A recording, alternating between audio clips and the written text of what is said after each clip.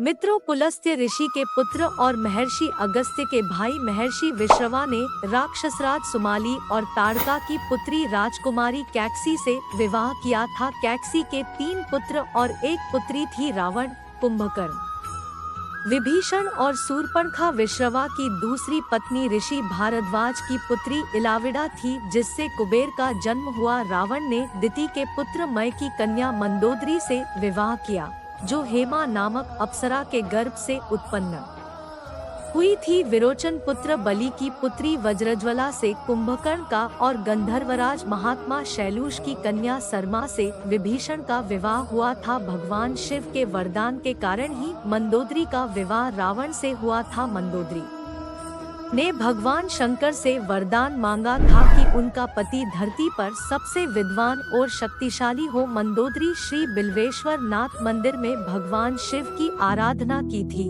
यह मंदिर मेरठ के सदर इलाके में है, जहां रावण और मंदोदरी की मुलाकात हुई थी। रावण की कई रानियां थी, लेकिन लंका की रानी सिर्फ मंदोदरी को ही माना जाता था। 5 कन्याओं में से एक मंदोदरी को चिरकुमारी के नाम से भी जाना जाता है।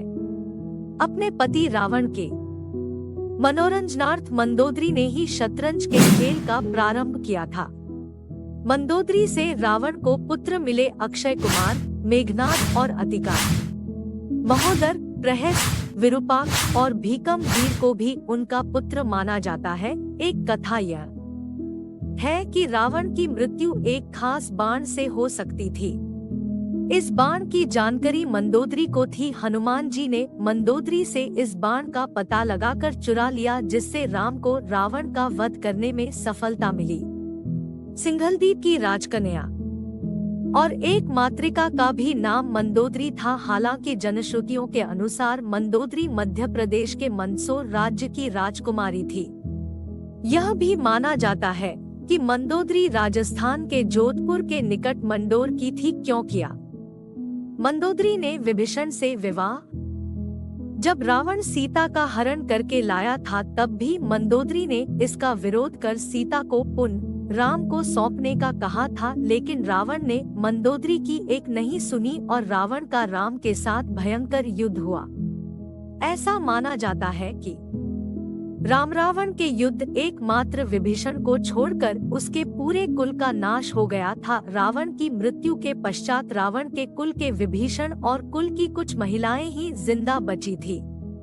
युद्ध के पश्चात मंदोदरी भी युद्ध भूमि पर गई और वहां अपने पति, पुत्रों और अन्य संबंधियों का शव देखकर अत्यंत दुखी हुई।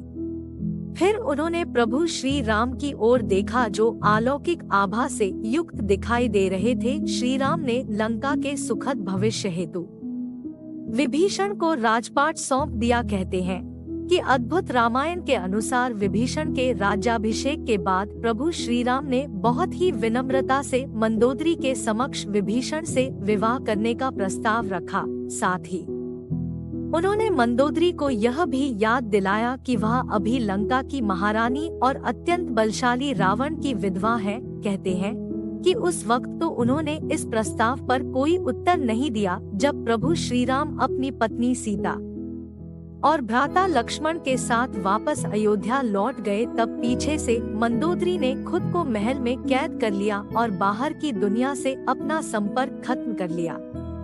कुछ समय बाद वह पुनः अपने महल से निकली और विभीषण से विवाह करने के लिए तैयार हो गई।